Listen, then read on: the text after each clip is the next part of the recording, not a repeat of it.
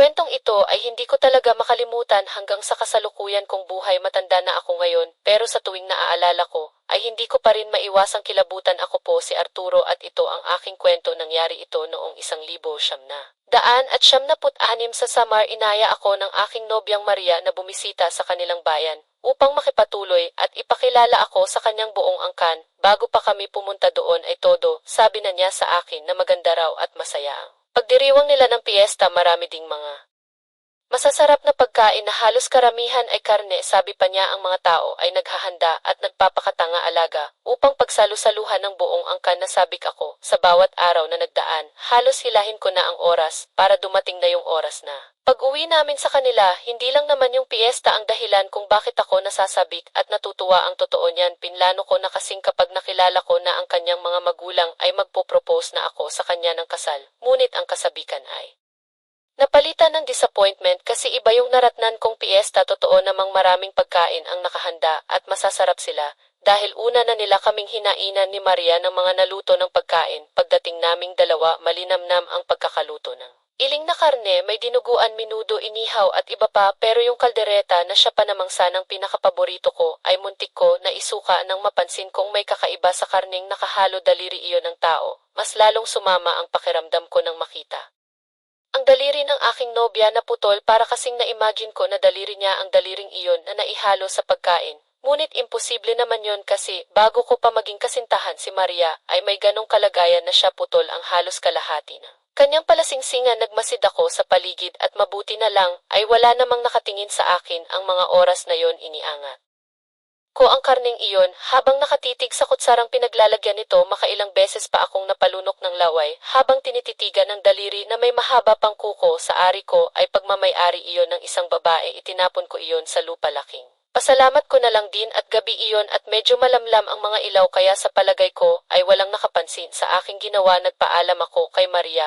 at itinanong sa kanya ang banyo. Agad naman niya itong itinuro sa akin. Tuluyan nang ang bumigay ang aking sikmura sa nakadidiring pagkain na yon. Halos tukutin ko na ang aking lalamunan para lamang maidu at mailabas ang lahat ng aking nakain. Pagbalik ko sa hapag kung saan naroon ang aking nobya ay kaagad niyang napansin ang aking pamumutla. Tinanong niya ako kung ayos lang ba ako. Tumango ako at sinabi kong ayos lang ang lahat. Naupo na ako ulit sa kanyang tabi at bigla siyang tumayo at kumuha ng isa pang putahe ng ulam. Pagbalik niya ay nakita kong bitbit niya ang isang mangkok na punong-puno ng nilagang karne daw at buto ng baboy. Mayroon itong repolyo at maisahog na carrots. Agad kong naamoy ang napakabangong aroma nito at talaga namang masarap sa paningin. Sabi niya ay kakaahon lamang daw iyon sa kalan kaya sigurado siyang magiginhawaan.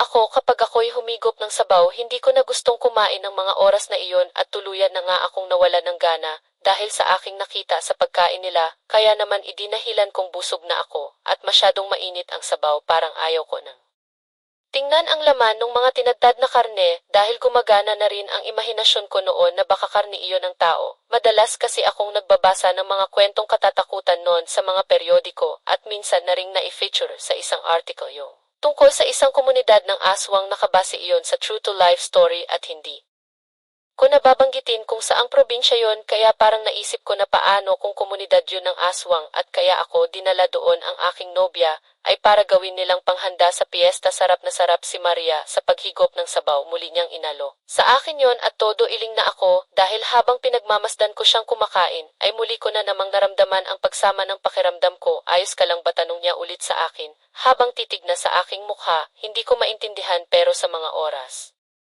na yon na nag-iisip na rin ako ng hindi maganda sa kanya kasi hindi ko alam kung isa ba siyang kaaway o kakampi. Nagsilabasan ng pawis sa aking noo at mas lalo pa akong namutla. Pakiramdam ko ay nanlamig na din ang aking pakiramdam. Kinabahan na rin ako. Lalo't hindi ko alam kung ano ang kalagayan ng aking seguridad sa lugar na yon. Kung makakauwi pa ba ako sa baryo namin o hindi na. Yung mga magagandang plano ko, yung proposal, lahat yun ay nawala na sa isip ko dahil sa labis na pangamba. Ayos lang ako, medyo pagod lang siguro sa biyahe. Sagot ko sa kanya na tahimik siya at naging malikot ang kanyang mga mata. Sinundan ko kung saan siya nakatingin at nakita kong doon sa mga nagkakatay ng mga karne siya biglang napabaling yung kabao ng mga oras na yon ay kakaiba. Naisip ko na baka ipakatay na niya ako, baka nasasabik na siyang matikman ang laman ko ng literal. Nagsisidatingan na rin ang maraming tao at lahat yon ay tumitingin sa akin. Hindi na ako talaga komportable at parang nag-iinit na ang aking upuan at gustong-gusto ko nang umalis kung maaari. Alam mo, magiging ayos ka din mamaya. Kapag nagsimula na ang pagdiriwang, tumatawa pa nitong sambit, nagsimulang pumailan lang sa paligid ang malakas na tunog ng musika. Nakita akong may combo pala na nakaset sa isang tabi, mga magagandang instrumento ang hawak nila at maganda ang nabubuo nitong musika. Napakasarap sa tenga pakinggan. Kahit papaano ay nagkakaroon na ng kulay ang piyesta, pero ang hindi ko inaasahan ay yung paglabas ng mga mananayaw, mga kababaihan iyon na nakasuot ng maninipis na pulang tela, tadtad ng mga palamuti sa ulo, at parang nakasuot ng mga alahas na pangtribo. May mga pintura ang kanilang mga noo. Kung hindi ako nagkakamali ay isa yung sariwang dugo na may 3 linya, patingkayad silang gumigiling paikot sa apoy. Biglang nagliwanag sa malaking bulwagan na naroon dahil sa sinindihang bonfire, at doon sila nagsayaw habang sumasabay sa saliw ng musika. Kakaiba ang lengguwaheng ginagamit nila sa mga liriko. Dahil sa eksena ulit na yon ay parang naisip ko na baka ang isinasagawa nila ay ritual na ng mga aswang. Mabuti pa ay magpahinga na tayo, Maria. Masama talaga ang pakiramdam ko wika ako sa kanya na ikinakunot ng kanyang noo. Bigla ako napatayo sa aking kinaupuan at sa hindi sinasadyang pagkakataon ay bigla kong natabig ang mangkok ng sabaw na pagkain ni Maria. Natapon ang laman nun sa lupa. Isang bilog na itim at puting bagay ang nakita akong gumulong. Na panganga ako ng mapansin. Para iyong mata, kamatayan ng tao. Anong ibig sabihin yan, Maria? Imbes na sagutin ako, ay biglang tumawa ng walang tigil ang aking nobya, isang nakakalokang tawa na may kasama pang pagpalakpak sa ere. Bakit ko daw naman pag-iisipan na mata iyon ang tao? Gayong mata lamang iyon ng baboy na sadyang inihalo sa sabaw. Na nahimik ako sa sinabi niya, pero sa kaloob-looban ko ay hindi ko pinaniniwalaan ang kanyang sinabi. Sige na nga, halikan na magpahinga ka na, sabi ni Maria nang muling mapansin ang aking pamumutla. Hindi na namin tinapos ang seremonya. Inihatid niya ako sa isang maliit na kubo at sinabing magna ako. Bumalik si Maria sa bulwagan at nagsabing nais pa nitong manood ng palabas ng ako ay mapag-isa doon. Doon ko naramdamang kanina pa pala ako nagpipigil ng aking hininga. Sinubukan kong matulog pero hindi talaga ako dinadalaw ng antok dahil pakiramdam ko'y anumang oras ay sasalakay ang isang panganib. Bumangon na ako at iginala ang aking paningin sa kabuuan ng silid. Nakakita ako ng itak na nakasabit sa likod ng pinto. Nilapitan ko iyon, saka inilabas ang patalim. Mukhang kagagamit lang ng sandatang yon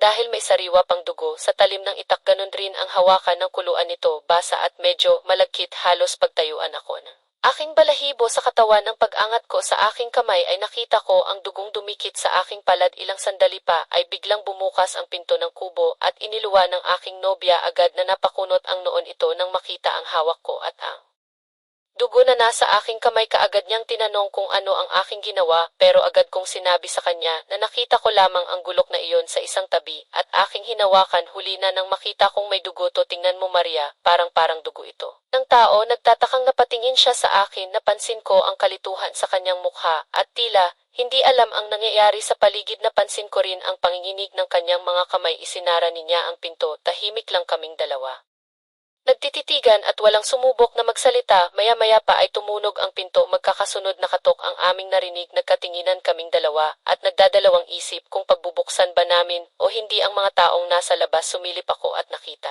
kung mga lalaki ang kumakatok na yon. Wala na akong mapagpipilian paangan kundi ang harapin ng mga taong iyon at magkunwaring walang alam. Si Maria ang nagbukas ng pinto matapos kong ibalik sa pwesto ang itak at punasan ang namumula kong mga kamay.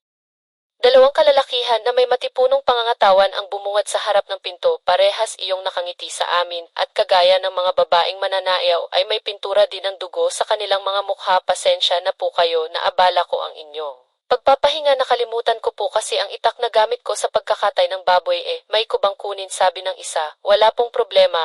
Kaya pala may dugo yung itak. Teka, kukunin ko. Pagkaabot ko ng matalim na itak ay nagtanong ako sa kanya, kunwari kung may tutulong ba ako sa kanila, ngunit parehas silang umiling. Naku huwag na po kayong mag-abala, bisita ka namin, kaya hindi mo kailangang magsilbi para sa piyesta. Mukhang pagod po kayo sa biyahe pero sana mamayang 12 ay makasama namin kayo ulit sa tuwagan. Ako nga pala si Roberto. Magalang nugon sa akin nung lalaki. Naglakad na sila palayo. Nang balikan ko si Maria ay hindi pa rin ito umiimik at kita ko sa kanyang mga mata ang takot. Totoo bang wala kang alam sa mga nangyayari dito sa lugar nyo? Tanong ko sa kanya. Lumingon siya sa akin, subalit hindi siya nagsalita. Ngunit pamaya-maya ay bigla rin itong nagsalita at sinabi na huwag daw akong nag-iisip ng hindi maganda sa kanilang lugar. Hindi ako sasaktan sa lugar na iyon. lalo na kung wala namang utos mula sa kanilang pinuno. May alam si Maria, bigla akong napalayo sa kanya nang sabihin niya iyon. Matalas ang kanyang pakiramdam. Dahil sa pagkilos kong yon ay agad niyang nasabi na huwag raw akong matakot. Inaya na niya akong matulog. Mabilis siyang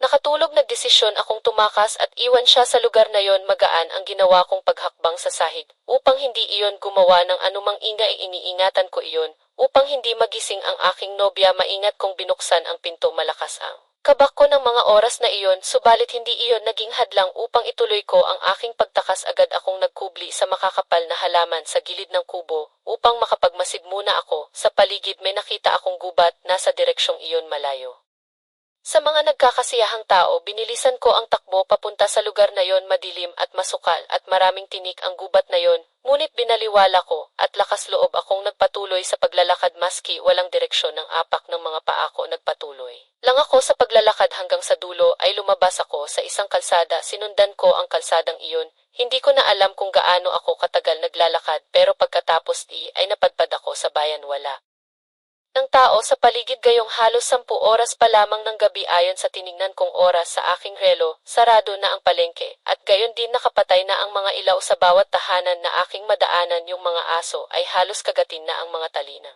makita ko. Umaalulong sila ng walang tigil. Nakakapangilabot ang mga tunog na yon. Bigla pang bumuhos ang malakas na ulan. Para akong basang sisiw na walang masilungan. Yakap ko ang sarili dahil sa matinding ginaw na bigla kong naramdaman. Maputik na ang aking damit, magulo na rin ang aking buhok at nararamdaman ko na rin ang paghapdi ng aking mga sugat sa paa. Natigil ako sa aking paglalakad nang may humintong sasakyan, para yung maliit na jeep. Nakita kong nakauniporme ng panganod ang 2 tao na nasa harapan. Agad nilang tinanong sa akin kung bakit ako pagalagala sa lugar na yon. Delikado raw ang gabi. Dahil sa lugar nila ay pinaniniwala ang may sumasalakay na aswang. Agad akong inalok na sumakay sa sasakyan at sinabing ihatid ako kung saan ko gustong pumunta. Agad akong nakiusap na ihatid sa terminal ng bus. Tumango ang isang tanod. Nagkaroon ako ng pag-asa na makakauwi ng ligtas sa aming lugar. May kasama akong 2 lalaki pa sa loob ng sasakyan. Tahimik lang kami sa loob ng sasakyan. Dahil madilim at hindi naman pamilyar sa akin ang daang tinatahak namin, ay naging kampante ako.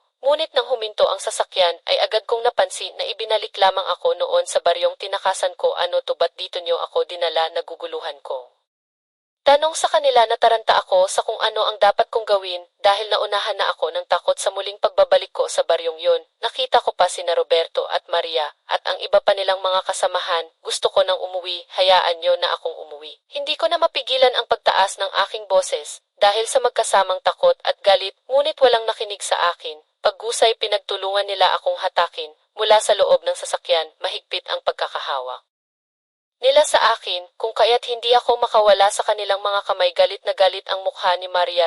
Lumapit sa akin. Ano raw ba ang tumatakbo sa isip ko, at iniwanan ko siya ng ganun lang basta-basta. Bumaba na ang 2 lalaki sa loob ng sasakyan at tumulong sila sa pagkaladkad sa akin. Dinala nila ako sa bulwagan. Patuloy akong sinisermunan ng aking nobya dahil sa nagawa ko sa kanya. Pagdating namin sa bulwagan ay pasala akong pinaupo sa isang upuan. Agad akong pinaikutan ng mga taong naroon.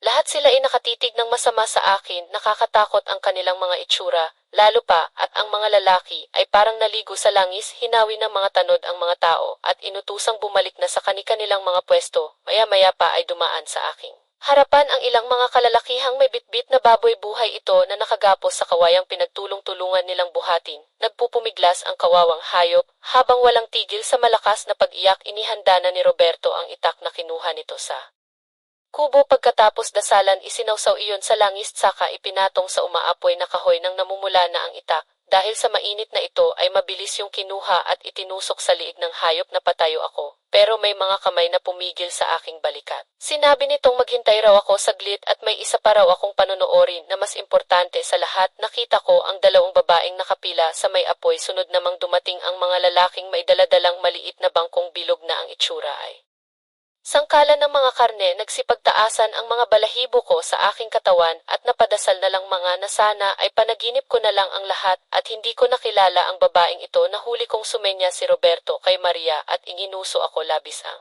naging kabao sa senyas na yon. Akala ko ay ako nasusunod na kakatayin, ngunit napawi ang aking pag-aalala nang lumapit ang isang dalaga sa may lalaking may dalang sangkalan. Inilapag niya ang kanyang kamay doon. Panay ang lunok ko dahil Parang nalalaman ko na ang susunod na mangyayari at tama nga ako, dahil ang ritual na yon ay ang pagpuputol ng isang daliri ng babaeng iyon. Tuwang-tuwa pa sila sa kanilang ginagawa, inipon nila ang mga naputol na daliri, ang mga babae ay hindi ko man langkin ng sakit o pagsisisi na nabawasan ang kanilang mga daliri sa kamay, parang ipinagmamalaki pa nga nila iyon. Inamin na sa akin ni Maria ang tunay nilang katauhan. Tama nga ako, ang lugar na iyon ay pugad nga ng mga aswang at ang kanilang piyesta ay ginaganap isang beses sa isang taon at isa sa trad nila ay ang pagpuputol ng mga daliri ng mga babaeng nakatakda ng maging aswang. Ngunit taliwas sa aking mga nababasa, hindi naman sila nagbabago ng anyo, wala silang mga pangil, maayos ang kanilang mga buhok, normal ang kanilang mga mata, kung hindi nga lamang sa nakita kong inihalo nila sa iniluluto pagkain ang mga daliring naipon, ay hindi ko mapag-iisipan na aswang sila. Inipon nga din pala nila yung mga dugo at ininom yon ng sariwa. May paniniwala sila na nakapagbibigay yun ng lakas at kapangyarihan sa kanila. Huwag ko na lamang daw husgahan ang kakaiba nilang paniniwala, sabi ng aking nobya. Kung gusto ko raw na makauwi ng buhay at buo ay kailangan kong makisakay sa kanilang mga ginagawa. Ng maluto na ang pagkain na iyon ay may naghain ulit nun sa amin ni Maria. Agad niya akong binulungan na magkunwari akong kinakain ng putahing iyon. Wala akong magawa, kundi sundin ang utos niya. Natapos ang seremonya, nakahinga ako ng maluwag ng nagsipag-uwian na ang mga tao sa kani-kanilang mga tahanan. Inaya na rin ako ni Maria na umuwi sa kubo. Huwag kang mag-alala, ligtas ka dito. Hindi ka nila gagalawin dahil ikaw ang nobyo ko. Nalaman ko na kapatid pala niya si Roberto at ang kanyang ama at ina ang kinikilalang pinuno sa kanilang samahan. Mababait silang uri ng aswang doon. Ko nalaman na tulad ng pangkaraniwang tao ay mayroon ding mabubuti at masasamang aswang. Ang isinasagawa nilang pagkain sa mga daliri at pag-inom ng dugo ay parte lamang ng kanilang tradisyon, ngunit ang pagpatay at pagkain ng tao ay hindi nila ginagawa, dahil kapag natatakam sila sa mga karne at dugong sariwa ay nakukontento na sila sa pagpatay sa kanilang mga alagang hayop. Nakauwi kami ni Maria sa lungsod, ngunit pagkatapos lamang ng ilang araw ay hindi na ako nagpakita sa kanya. Umuwi ako sa probinsya ng aking ina at dito na nanirahan hanggang sa ngayon. Matagal ang panahon na nangyari iyon, ngunit hanggang sa ngayon ay sariwa pa rin sa aking isip ang mga nakita ko at bumabalik-balik ang alaalang iyon sa tuwing nakakakita ako ng ulam na karne. Nagkaroon ako ng trauma sa pagkain ng karne sa probinsya, ay namuhay ako ng simple. Natutunan kong magtanim ng iba't ibang uri ng gulay at natuto ng pangingisda sa kalapit na dagat. Mga sariwang gulay at lamang dagat na lamang ang naging bahagi ng aking pang-araw-araw na dieta. Hindi na ako kailanman tumikim ng karne magmula nang manggaling kami sa liblib na baryong yon sa Samar. Kasama si Maria, nakilala ko ang isang babae sa aming baryo at siya ang naging katuwang ko sa buhay. Siya ang naging kasama ko sa pagbuo ng sarili kong pamilya. Hindi man siya katulad ni Maria na masigit na maganda, ay mas minahal ko naman siya dahil alam ko sa sarili ko na tapat sa akin ang aking asawa. Malinis ang kanyang pagkatao at wala siyang natatagong lihim tao.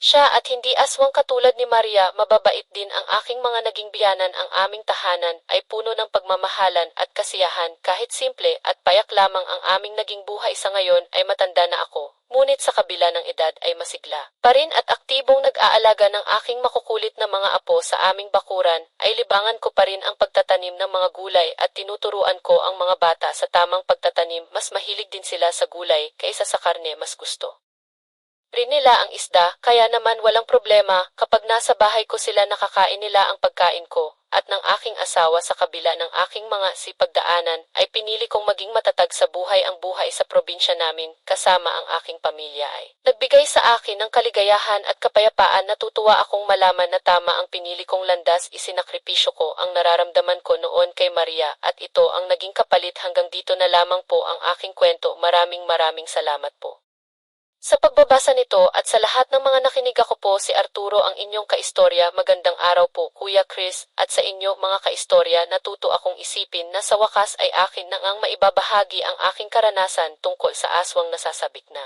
akong ito'y mapakinggan, lalo na at isang Kuya Chris ang magbabasa nito. Isa po akong fan at matagal ng subscriber ng Ang Hukom. Mahilig po talaga ako sa mga kwentong kababalaghan, lalo na kapag ito ay mga tunay na giranasan. Sa totoo lang po, hindi talaga ako naniniwala noon sa mga elemento, multo, mangkukulam at lalo na sa mga aswang. Mas naniniwala ako na gawa-gawa lamang ito ng malikot na isipan ng mga tao. ginagamit bilang panakot sa mga batang pasaway na tulad ko. Sabi ko nga to see is to believe pero nagbago ang lahat ng iyon nang makilala ko si Sofia, hipag siya ng aking pinsang si Antonio mula nang makita ako mismo sa aking mga mata ang katotohanan tungkol sa kanyang pinagdadaanan ay nagbago ang pananaw ko sa mga itinatagong kababalaghan ng mundo. Ako nga po pala si Pedro at kasalukuyang nakatira dito sa Cebu. Alam ko na maraming magtataas ng kilay sa aking kwento dahil ang lugar na binanggit ko ay tahimik at hindi kilala sa mga aswang encounters tulad ng Iloilo, Capiz o Bacolod, pero makinig kayo, hindi lahat ng tahimik na lugar ay walang madilim na sikreto. Taong 1,900 at 90 nangyari ang lahat ng ito. Kilalang albularyo itong pinsan kong si Antonio. Mayroon siyang maliit na kapilya na gawa sa mga tabla at pawid. Naman ang bubong na paliligiran ng mga halamang gamot ang bakuran niya. Madalas akong mag-usyoso noon sa tuwing mayroong dinadala sa kanya. Pinagtatawanan ko pa siya ng lihim at pinag-iisipan ng hindi maganda, lalo na kapag magandang babae ang ginagamot niya sa kapilyuhan ko. Ay aaminin kong nabubusog ang aking mata sa aking mga nakikita. Madalas kong ang biruin itong si pinsan. Naturuan ako sa kanyang panggagamot pero binabatukan lamang niya ako at hindi raw pwedeng maging manggagamot ang isang pilosopo. Isang Rizalista itong si Antonio na naniniwalang ang Panginoong Diyos ang inang bayan at si Jose Rizala ay iisa. Makikita ang malaking pinta ng larawan sa likuran ng isang upuan kung saan niya tinatanggap at kinakausap ang kanyang mga pasyente. Mayroon ding makikitang totoong larawan ni Rizal na nakalagay naman sa frame at nakadisplay din sa loob. Nakikita rin ang isang tatsulok na gawa sa kahoy na may nakaukit na mata katulad ito ng pendant sa kwintas na suot niya. Ito raw ay ang Tres Pico Roma, isang medalyon na sumisimbolo sa kataas-taasang mata ng Diyos Ama. Nakikita ko itong inilulubog niya sa mga langis na ginagamit niyang pangmasa daw ito, kasama ang isang orasyon na pagpapagaling para sa mga sakit na gawa ng mga lamang lupa o sumpa ng mga nilalang mula sa kadiliman. Sabi pa ni pinsan, pananggalang din daw ito at proteksyon sa mga may masasamang balak. Medyo napatunayan naman niya ang husay nito nang may isang pagkakataon na naging talamak ang nakawan sa buong barangay namin. Ay isa siya sa ilang bahay na hindi napasok o nanakawan ng mga kawatan. Kapag nanggagamot si pinsan, ay parang may piyesta na libre ang panoorin. Madalas kasi sa mga dinadala roon na umano'y kinulam ay kanyang napagsasawaan at minsan nga'y napapatulala pa. Kahit na nga sabihin pa ng kanyang pasyente na huwag daw siyang pasayawin, ay napapasayaw niya ito. Kapag tapos na ang dasal na iginagawad ni pinsan, ay walang naaalala ang pasyente niya sa kung ano ang ginawa niya habang siya ay ginagamot.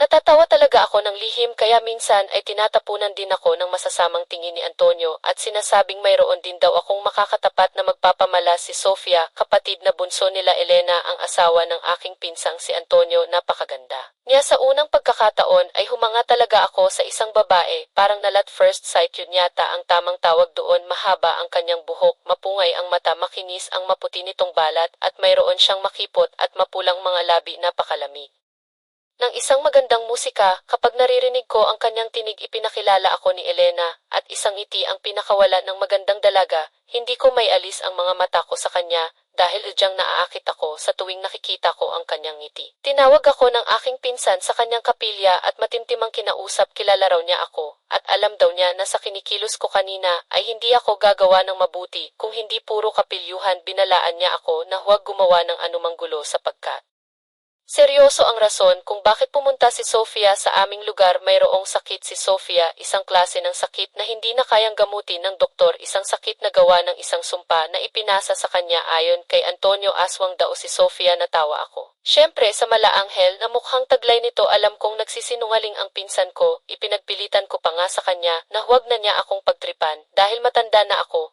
Hindi na madaling bilugin ang ulo ng isang Limuel de la Cruz. Alam ni ito na ayan na naman ako sa pamimilosopo ko, kaya ang sabi niya ay kaya niyang patunayan sa akin na aswang si Sofia. Niyakag niya ako sa bakura ng kanilang bahay at habang iniikot namin ang tahanan nila ay umuusan ng dasal si Antonio. Ilang sandali pa ay sinabi nito na tatawag siya ng pusa at kung sino o ano ang sasagot ay siya ang tunay na aswang. Naghintay ako at sa pagdaan nam sa tapat ng kanilang pinto ay nagtawag nga ng pusa ang aking pinsan sa pamamagitan nang malakas na pag-ibig. Lang may sumagot sa loob ng pamamahay ng isa ring paggawa at iniluwan ng pinto si Sofia. Bumingyaw na parang wala sa sarili. Tinapik ni Antonio si Sofia sa braso at doon lamang ito parang natauhan. Medyo nagpanga ang kanyang mga tingin subalit walang nagsalita sa amin ni Antonio. Hindi pa rin ako naniniwala Aya isang gabi ay umiral ang kalokohan ko, lumabas ako ng bahay, pasado 12 ni nanigarilyo ako sa ilalim ng punong mangga at habang hinihikit ang dulo ng bahagi ng sigarilyo ay may napansin akong maitim na aninong mabilis na kumilos palabas ng bahay nila pinsan. Agad akong nagtago sa puno, nagmasid, dahil akala ko ay baka magnanakaw yon at may balak na pagnakawan o gawa ng masama ang pamilya ni pinsan. Pero nakita ko si Sofia nakatalikod sa akin at nakatingin sa bahay ni Ila Antonio. Lalabas na sana ako sa aking pinagtataguan nang bigla kong nakita na tila hindi ito mapakali. Nagsimula itong maglakad ng mabagal at bigla naging aso. Nung una ay maliit na itim na aso lamang ito, pero sa tuwing ukor up ko ang aking mga mata ay nadaragdagan ng laki niya. Mas malaki pa ito sa akin. Pagkalipas ng ilang sandali, pigilang hininga ko sa natuklasan kong iyon. Totoo nga ang mga sinasabi ni Antonio, totoo nga ang mga maligno. Halimaw, totoo ang aswang, mabuti na lamang at hindi ako nito napansin. Tumakbo ito at tinungo ang kabilang direksyon hanggang sa unti-unti na siyang naglaho sa aking paningin. Labis akong nabalisa nung gabing yon. Mas nakahiga na sa kama ay ramdam ko ang panginginig ng aking laman at ang mabilis na pagtibok ng aking puso. Natakot ako, totoo, takot na takot ako sa aking nakita, parang isang masamang panaginip na ayaw ko maulit pa. Kinabukasan ay nakita kong dinadala si Sofia sa kilya, pero tila hindi ito makapasok. Nagpupumiglas ito at nais kong mawala. Ilang sandali pa ay bigla na lang itong nawala ng malay. Lumapit ako at tinulungan sila sa pagbubuhat kay Sofia. Grabe, napakabigat niya, Kuya Chris, hirap kaming maipasok siya sa loob ng kapila. Maski 5 na kaming bumubuhat sa kanya. Sinabi sa amin ni Antonio na iupo raw namin si Sofia sa nakahandang upuan sa tabi ng mesa. Kasunod ay itali daw namin ito. Nagulat ako sa sinabing iyon ni pinsan. Labag sa batas ang nais nito gawin, kaya naman ay agad siyang tumayo at kinuha ang lubid. Itinali niya ang kamay at paa ni Sofia sa upuan at sinabihan kami na wala na daw madadamay. Tahimik lang si Elena sa ginagawa ng kanyang kapatid. Makikita sa mata niya na kumpiyansa siyang mapapagaling ito ng kanyang asawa. Samantala ay may nagpuntang ilang kapitbahay sa bulwagan ng kapilya. Tilang mga bata itong nagsusumbong kay Antonio na mayroon daw silang mga alagang natagpuang patay sa kani-kanilang mga bakuran. Ni Antonio ay baka mayroon lamang ligaw na mabangis na hayop at ito ang may gawa nun. Hindi agad nakumbinsi ang mga tao, ngunit tiniyak sa kanila ni Antonio na walang ibang gagawa noon kundi isang hayop lang na nagawi. Marahil sa lugar namin pinaalis na niya ang mga tao at idinahilan sa mga ito ang pasyenteng kanyang gagamutin. Nakaupo si Sofia habang ang kamay at katawan ay nakatali sa upuan. Ako at si Elena at 3 pang kamag-anak namin ang naroon sa loob ng kapilya. Bahagyang tinapik ni Antonio ang mukha ni Sofia at sa paggising niya ay nasaksihan ko na mayroong nag-iba sa anyo ni Sofia. Naging mabagsik ang mukha nito, matatalim ang mga matang nakatingin kay Antonio. Nagsimula na itong magsisisigaw at pinagmumura ang aking pinsan. Nanguha ng isang palito ng pusporo si Antonio. Binali niya iyon at ang kaputol na may pulbura ay kanyang binulungan ng dasal at pagkatapos ay inilagay ito sa loob ng kuko ng hinlalaki ng paa ni Sofia. Agad sumigaw si Sofia na parang nasasaktan, ngunit pagkalipas ng ilang sandali ay bigla itong tumawa ng malakas. Sinusukat daw umano nito ang lakas ni Antonio. Tinawanan niya ang pinsan ko at sinabing wala raw itong laban sa kanya, isang pipitsuging albularyo, at kayang-kaya raw niya si Antonio. Agad na din niina ng pinsan ko ang hawak nito pusporo sa paa ni Sofia. Sumigaw ulit ito ng panaghoy at medyo mababa ang tono ng boses nito, parang kailaki at nanggagaling sa ilalim ng lupa. Hindi mo ako, kaya narinig kong sambit ni Antonio. Nagpupumiglas si Sofia sa upuan at panay ang mura tawa at maya-maya ay iiyak sa sakit. Ibinuhos nito ang lakas at sinipa si Antonio, dahilan para biglang mawala ng balanse si pinsan at mapaupo sa sahig. Galit ang rumehistro sa mukha ni pinsan. Inalis nito ang suot na tres picoroma at isinuot ito sa babae. Mas naging malakas ang panaghoy nito at tila napaso. Sinisigaw nitong alisin ito sa kanyang katawan at agad din itong nagbanta na kapag hindi raw lumubay si Antonio ay papaslangin nito si Sofia. Umiyak sa tabi si Elena nang makita sa ganoong sitwasyon ng kapatid. Agad hinawakan sa liig ni Antonio si Sofia at ang kanyang hintuturo ay marahan niyang hinaplos-haplos sa gilid ng liig nito. Sigaw ng sigaw naman si Sofia. Tinanong nito kung sino siya. Ayaw magsalita ni Sofia. Pinaabot niya kay Elena ang isang tali ng bawang. Agad na sumingasing ang babaeng nakatali sa upuan. Sumigaw din agad ito na ilayo ang bawang dahil sobrang baho daw nito. Nahuli ko ang ngisi sa mukha ni Antonio sa tinurang ito ni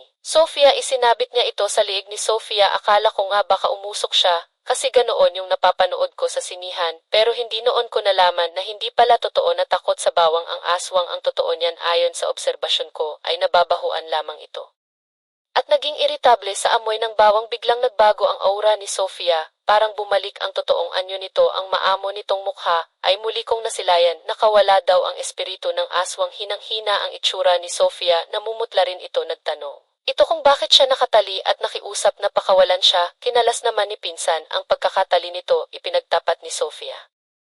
Ang lahat nagsimula siya sa kwentong mayroon daw siyang manliligaw na kanyang tinanggihan, hindi raw naman kasi niya talaga gusto ang binata, dahil ba sa gulero raw ito at parang palaging naghahanap ng gulo, mabaho rin daw ito at parang hindi magawang.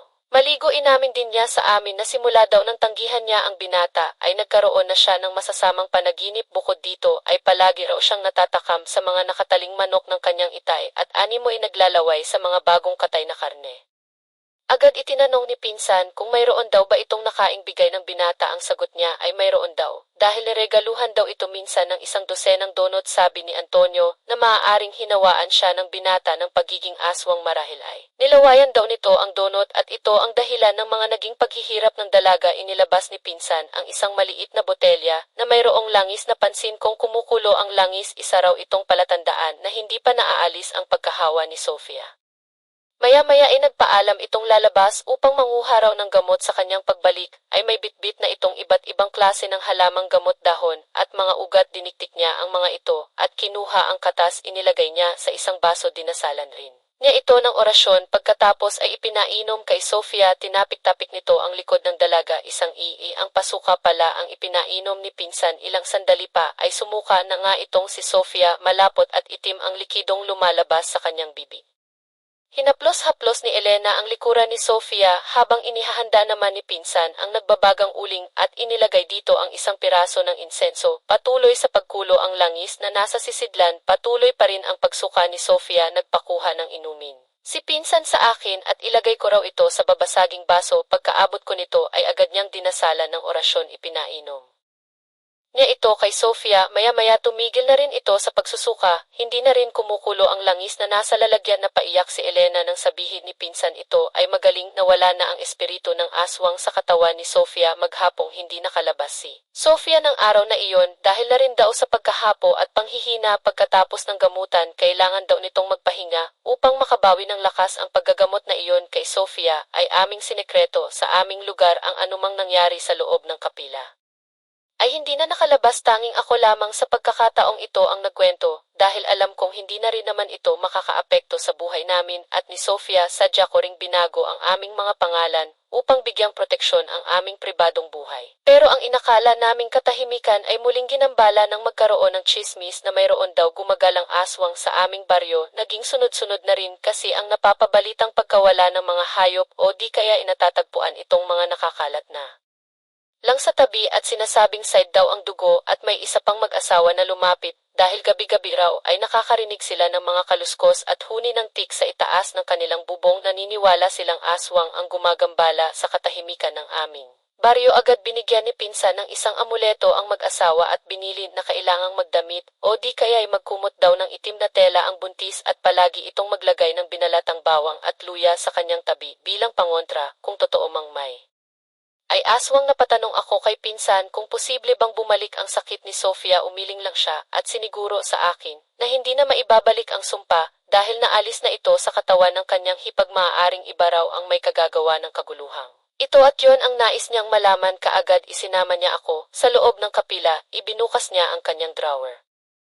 At may kinuha siya doong kutsilyo yun raw ay ang binak ko isang uri ng kutsilyong gawa sa tanso kinatatakutan daw ito ng aswang na makasugat sa kanila dahil matagal daw itong gumaling ibinigay niya ito sa akin at sinabing kung sakaling mga ilangan. Siya ng tulong sa akin ay aasahan daw niyang hindi ko siya tatakbuhan at sasamahan siya sa pakikipaglaban nagkatawanan pa kaming dalawa nang ilabas niya ang buntot pagi mula sa kanyang taguan nakita kasi namin ang aming mga sarili bilang mga animoy. Superhero na sasabak sa laban at magliligtas ng mga kawawang biktima pero nagseryoso rin ang mukha ni Antonio at agad akong tinanong kung naniniwala na nga ba talaga ako sa kanya tumango ako at inaming siya nga ang tama nangako akong tutulungan din. Siya at sinabing kami ay magkasangga hanggang isang araw habang ang lahat ay nawiwili sa panonood ng telebisyon ay may kumatok sa bahay nila Pinsan agad akong nagboluntaryo na magbukas ng pinto isang lalaki ang aking napagbuksan tinatanong nito kung Maaari daw bang makausap si Sofia? Pinapapasok ko siya, ngunit nag-aatubili ito at nakiusap na kung maaari ay palabasin ko na lang si Sofia at doon sila sa labas mag-uusap. Napansin kong panay ang tingin niya sa nakabaliktad na walis tingting na nasa tabi ng pintuan. Agad ko ring pinasadahan ang tingin ng bote ng langis na nasa tabi lamang din ng walis. Nakita kong kumukulo ito. Dali-dali kong ibinalibag ang pinto na ikinagulat ng ibang tao sa loob ng bahay. Sinabi kong may lalaking gustong makausap si Sofia, ngunit hindi makapasok at itinuro ko ang belya ng langis na kumukulo pa rin. Agad nagyakap si Elena at Sofia sa labis na takot.